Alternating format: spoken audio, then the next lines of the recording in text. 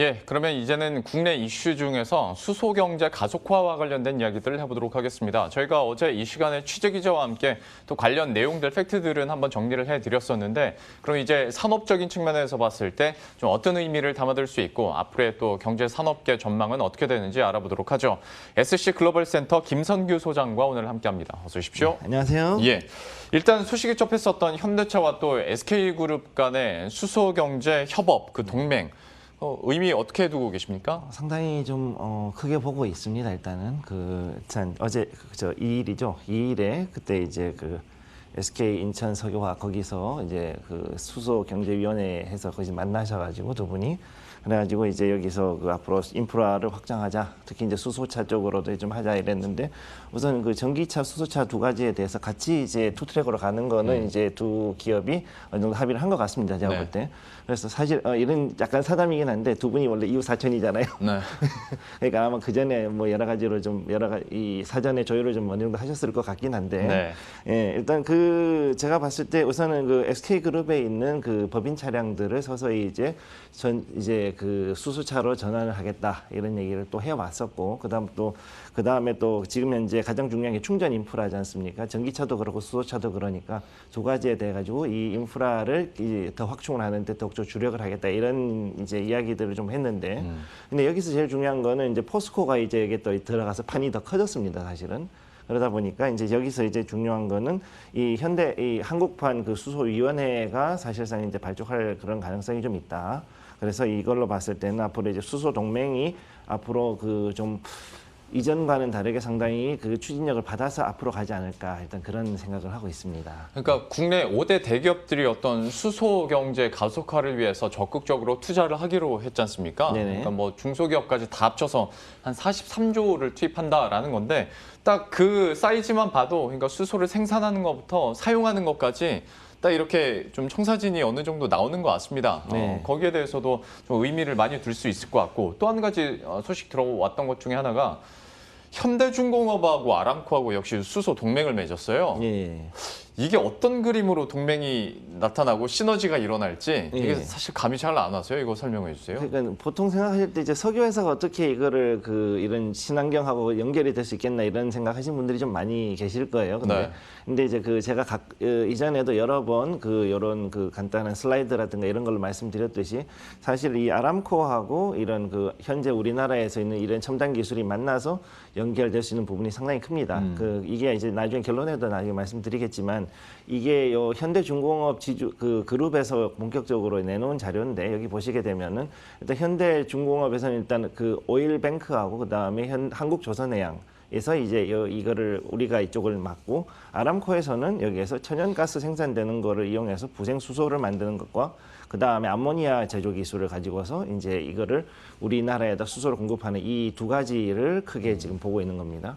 그래서 여기서 봤을 때 제일 중요한 거는 우리나라는 일단 기술적인 부분에서 어느 정도의 인프라를 구축을 해가지고 가는 것이 필요하고, 그다음에 사우디 아람코에서는 이걸 하기 위해서 대규모의 에너지들을 중간 단계를 커버해 줄 수 있는 징검다리 역할을 과도기적인 에너지하고, 그다음에 이거를 또 친환경을 만들어낼 수 있는 블루수소를 만들어낼 수 있는 그런 에너지들을 공급해 주는 역할을 아람코가 이제 맡는 겁니다.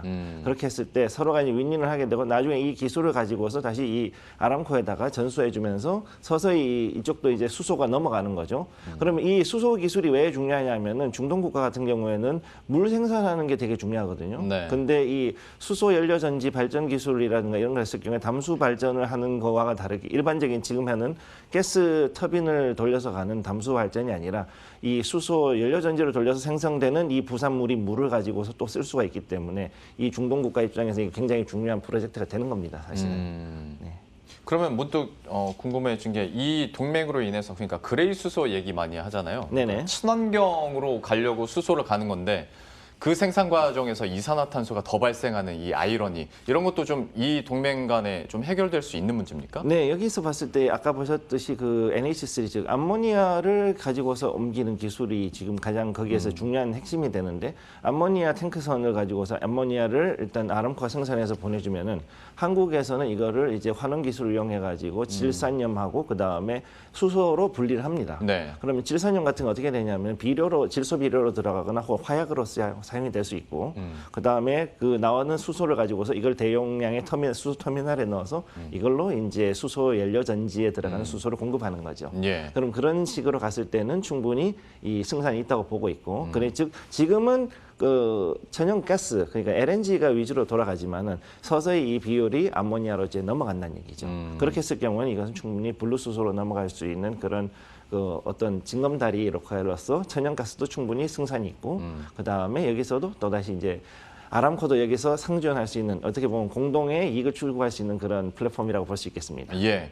참 굵직한 이슈들과 동맹 소식들이 연이틀 계속 나오고 있는 상황인데요. 앞으로도 얼마나 더 속도를 낼 수 있을지 한번 지켜보도록 하겠고 수소 경제에서 아무래도 지금으로서 가장 뭐 얘기가 많이 되는 건 당연히 그 안에서도 수소 차이기 때문에 한번 얘기를 해보도록 할 텐데 일단 대세는 냉정하게 얘기해서 전기차 쪽이고 예. 그쪽으로 많이 현실화가 되고 있는 상황인데 그러면 이 대세를 바꾸려면 수소차만의 특성화된 매력이 있어야 된단 말이죠. 그리고 산업적으로 필요가 있어야 된다는 건데 네. 그 필요는 어디서 찾아볼 수 있을까요? 일단은 지금 현재 여기에서 우선 산업통상자원부 자료를 보시게 되면은 일단 작년까지 해가지고서 봤을 때 내수 수출 양쪽으로 했을 때 최소한 20만 대 이상의 친환경 차들이 판매가 됐습니다.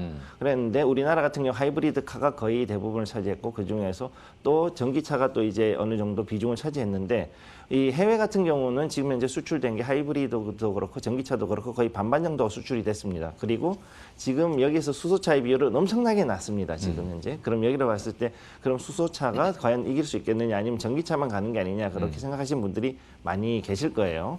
그럼 여기에 대해서 이제 저는 이거는 일단은 앞으로 수소 충전 인프라만 갖춰진다 그러면 충분히 수소차는 승산이 있다라고 저는 일단 그렇게 보고 있습니다.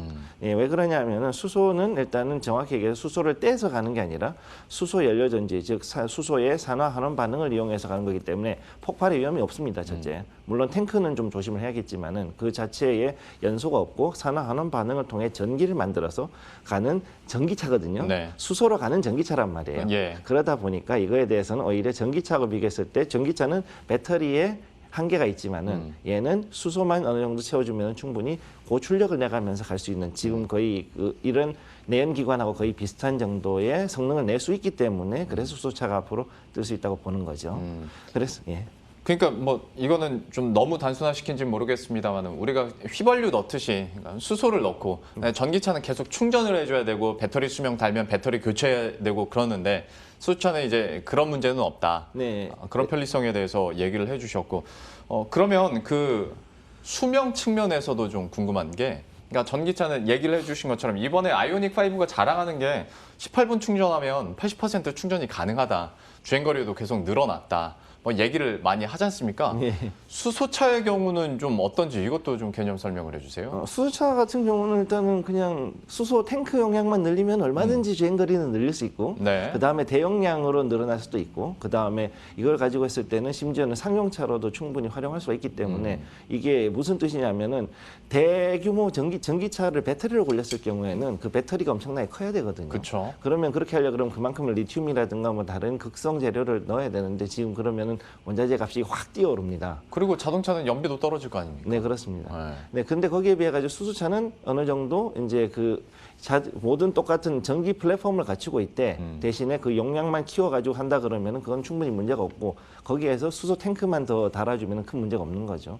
그럼 여기서 이제 아이오닉 5가 사실은 이제 그 eGMP라는 이 현대차의 전기차 플랫폼을 가지고 만드는 건데 네. 원래 이제 그 미국의 카누하고 이제 지분 투자하고 합작해 가지고서 만들어낸 플랫폼이란 말이죠. 그래서 이게 그 미국에서도 카누는 지금 현재 이 주식이 지금 뜨는 게 이 현대차에서 어느 정도 실증 모델을 만들어준 상태에서 공급을 해주기 때문에 이 카누가 받침이 되는 거거든요. 그럼 이 특징이 지금 보면 충전 같은 경우는 충전 소스를 안 가리고 일단 멀티 급속 충전이 돼서 지금 50kW나 150kW 그러니까 400V로 충전하는 거하고 그 다음에 그 800V로 충전하는 지금 350kW의 고속 충전기 두 개를 다 쓸 수가 있습니다. 그리고 그 테슬라 거도 어쩌면 되는지는 제가 확인이 안 됐는데 일단은 기본적으로 유니버설 충전기에 들어가는 모든 소켓을 다 쓸 수가 있는 거죠. 그다음 두 번째가 뭐냐면 이제 인증 및 결제 그래 플러그 앤 차지 그래가지고 그냥 소켓을 연결하면 바로 인증 결제 진행되고 바로 충전이 되는 이런 시스템도 지금 가능하게 돼 있고 그다음에 V2L 그래서 이제 인버터를 해가지고서 일반 가전을 쓸 수가 있는데 이게 지금 우리 집에서 쓰는 일반적인 콘센트들보다도 더 큰 용량을 지금 낼 수 있습니다. 그래서 보통은 전기차 보통 차박이나 뭐 캠핑하실 때 뭐 200W 이상 되는 걸 못 쓰는데 여기 같은 경우는 정말 헤어드라이기라든가 아니면 토스터기까지 쓸 수 있을 정도로 그렇게 지금 만들어 놨다는 거죠. 네. 단 이제 그 전기차 배터리는 좀 많이 쓰겠지만 그렇게 될 수 있게 해놨다는 게 일단 그 EGMP의 지금 특징이고 이것들을 지금 현재 아이오닉 5에서 어떻게 구현하느냐 좀 더 지켜봐야 될 걸로 보입니다. 전기차에 대해서도 스펙트를 얘기해 주셨고 그리고 상대적으로 유리한 수소차에 대한 강점들도 얘기를 해주셨는데 어쨌거나 이렇게 되게 된다면 어떤 수소 연료전지 사업에 대해서도 계속 박차를 가해야 뒷받침이 되는 거 아니겠습니까? 현대차도 역시 여기에 대해서 투자를 하고 있는 상황인 건데 지금 어떤 수소 연료전지 사업에 대한 현황들도 한번 정리를 해주시겠어요? 일단은 그 광저우의 그 현대자동차 그룹에서 지금 일단 수소 연료 전지 시스템 그러니까 요거는 이제 수소를 가지고 돌아가는 연료 전지를 이제 생산을 하게 되는 거죠. 그럼 내년 하반기 정도에 이제 이 준공이 되면은 대략 한 6,500기 정도 연산으로 1년에 6,500기 정도의 중소규모의 연료 전지를 이제 수출을 할 수 있게 제작을 하는 거죠. 그렇게 해서 이제 들어갈 수 있고 지금 현재 그 수소 전지 4기 정도가 지금 스위스하고 유럽에 있는 그 스타트업에서 일단 벤치마크용으로 일단 사가지고 갔다라는 기사는 작년 9월에 일단 나왔었습니다. 그렇기 때문에 일단은 지금 유럽에서도 서서히 이 수소차에 대해 가지고 관심은 이제 조금씩은 생기고 있는 상태인데 아직까지 여기서 전기차에서 벗어나지 못하는 가장 큰 이유가 뭐냐면은 기존에 깔아놓은 그 풍력이나 그 태양광 같은 이런 친환경 에너지를 가지고서 하려고 그러면 역시 아직까지는 전기차가 이제 가야 되기 때문에 그래서 이걸 지금 진행을 하고 있으면서 그러면서 동시에 이제 수소차를 어떻게 할 것인가 이걸 지금 이제 실증 연구가 이제 들어가는 거죠. 그럼 여기서 했을 때 이런 중소형 친환경 발전기라는 게 왜 중요하냐면은 일단은 대형 트럭 같은 데라든가 아니면 그 우리 철도에도 이걸 쓸 수가 있어요. 그러면은 여기 했을 경우에 생기는 물 가지고서도 어떤 여러 가지 쓸 수가 있는 게 많고 그다음에 선박에서도 이걸 사용할 수가 있고 그다음에 필요하면 그 빌딩 같은 데서도 ESS 개념으로 집어넣어 놨다가 만들어 가지고 쓸 수도 있고 아니면 보조 전력으로 쓸 수 있는 이런 여러 가지 그 특징이 있기 때문에 앞으로 이런 그 ESS 사업 이런 특히 제가 중요하게 보는 게 선박하고 ESS 쪽에서는 아주 큰 수요가 있지 않을까 싶습니다. 특히 이것을 수출한다 그랬을 때는 이제 아까도 잠깐 말씀드렸지만 중동 같은 데서는 특히 이런 거는 굉장히 핵심 사업으로 이제 보는 거죠. 그래서 차세대 사업으로서 국부 펀드가 투입이 될 수도 있는 거고 그런 여러 가지 좀 긍정적인 요소들도 좀 있습니다. 말씀해주신 그 포인트들 때문에 이제 수소 어떤 운송 수단과 관련해서는 지금으로서는 선박이나 트럭 얘기 많이 하잖아요. 네네. 역시 뭐 이런 강점들을 이용했을 때 시너지를 낼 수 있는 분야 운송 시설들이기 때문에 여기에 대한 기대감은 계속 높아질 수 있을 것 같고요. 그러면 어떤 수소 전지나 그리고 수소차에 대한 전망 마지막에 들어보고 마치도록 할 텐데 사실 현대차도 처음에는 수소차 쪽이었잖아요. 남들 다 전기차 개발을 했을 때. 그러다가 나중에 어쨌거나 단기적으로는 전기차가 대세가 될 수 있으니 이제 투트랙으로 아주 속도를 빠르게 낸 건데 나중이 되면, 그러니까 미래가 되면 수소차와 전기차 중에서 어느 쪽에 무게감이 더 갈 거라고 보십니까?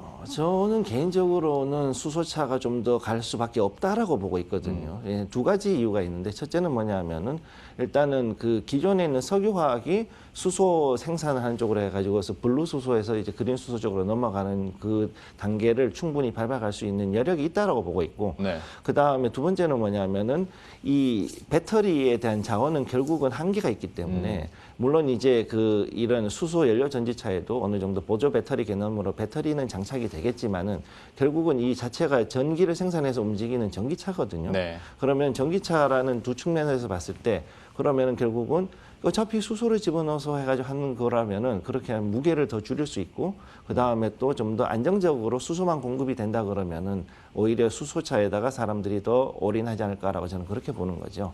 그래서 일단은 지금 여기에서 왜 이 수소차가 앞으로 전기차 합동하는가 그랬을 때 가장 중요한 것은 네 가지가 필요합니다. 첫째, 네. 대량 생산인데 첫째로 대규모로 수소를 생산해야 되고 두 번째 이거에 대해서 친환경적으로 지금 현재 말씀하신 대로 미세먼지라든가 CO2, 즉 이산화탄소가 더 이상 발생하지 않는 그런 범위에서 생기는 거. 그다음 세 번째가 뭐냐면 안정적인 건데 수소 자체는 생성이 되고 나면 불안정합니다. 네. 폭발하기 쉽기 때문에 이걸 안전하게 다룰 수 있는 안정적인 게 필요하고.